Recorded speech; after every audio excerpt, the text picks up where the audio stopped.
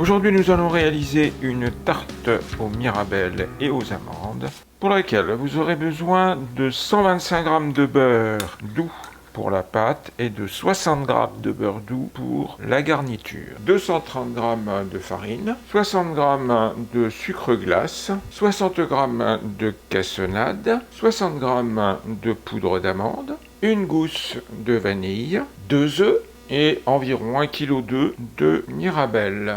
Vous pourrez ajouter également un peu de cannelle moulue. Dans le bol du mixeur, vous allez mettre le beurre coupé en morceaux et à température ambiante, la farine et le sucre glace. Vous avez ajouté également une pincée de sel. Vous mixez l'ensemble. Une fois que vous avez obtenu un mélange ayant l'apparence du sable, vous allez ajouter l'œuf entier. Et vous allez mélanger à nouveau jusqu'à obtention d'une boule.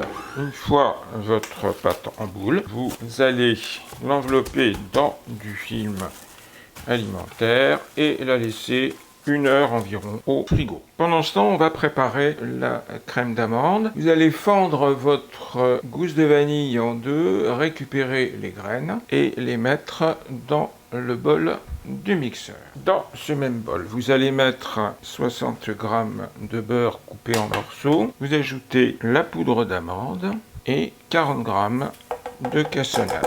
Et vous mixez le tout. Une fois le mélange bien homogénéisé, vous ajoutez un œuf battu et vous mélangez, vous mixez à nouveau pour obtenir cette crème que vous allez filmer et réserver au frais. Après avoir étalé votre pâte entre 2 feuilles de papier cuisson, vous la mettez dans votre moule à tarte ou comme ici dans un cercle, beurré, et vous allez la remettre une dizaine de minutes au frigo, le temps de faire chauffer votre four. Une fois votre pâte bien refroidie, vous allez étaler la crème d'amande avec une spatule sur votre pâte.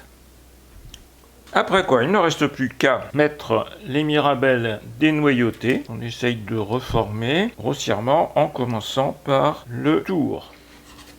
Vous allez répartir des petits morceaux de beurre par-dessus, 20 à 30 g de beurre. On saupoudre avec le reste de cassonade. Vous ajoutez un petit peu de cannelle et vous mettez au four à 190 degrés pendant 40 à 45 minutes. Une fois sortie du four, vous la laissez refroidir avant de la démouler et vous saupoudrez avec du sucre glace juste avant de servir.